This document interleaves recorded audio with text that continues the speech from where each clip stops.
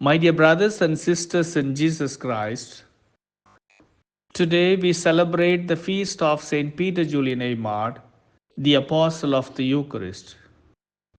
Saint Peter Julian Aymar is a 19th century French priest and founder of the Congregation of the Blessed Sacrament and the Servants of the Blessed Sacrament. Dear friends, today we honor Saint Peter Julian, who is known for his deep devotion to the Eucharist and his teachings on the gift of self. His lifestyle and teachings reveal a profound understanding of what it means to live a life centered on self giving. By giving a gift like a rose or watch or a nice cloth to a friend, we lose nothing.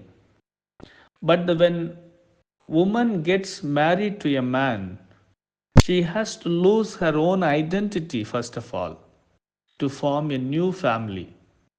She has to lose her surname. She has to forget about her own family in which she was born and grew up. She has to learn the new culture. In this way, she gives her own self to become part of the husband's family. Dear friends, St. Peter Julian Aymar emphasized the ultimate gift one can give is oneself. In psychology, the self refers to a totality of the individual, consisting of all characteristics, attributes, conscious decisions, and so on. For St. Peter Julian, this was deeply connected with the Eucharist, which he saw as a supreme expression of Christ's self giving love. Just as Christ gave himself entirely in the Eucharist, Aymar believed each individual is called to follow this example by offering his own life in service to others.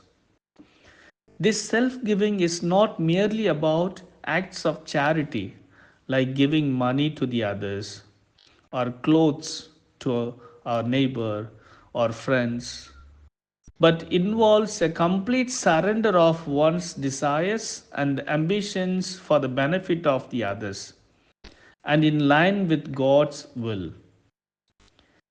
The person consciously decides to surrender himself or herself in this state.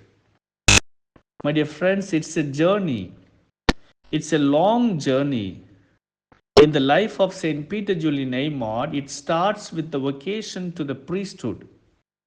Then, in spite of opposition from his father, he continues his vocation journey. In the midst of ill health, he wants to offer himself and so walks courageously in the priestly journey until he finds his solace in the Eucharistic love.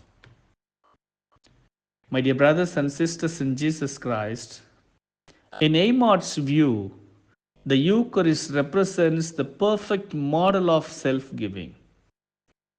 Christ's presence in the Eucharist is seen as an ongoing act of love, where he continues to offer himself to humanity.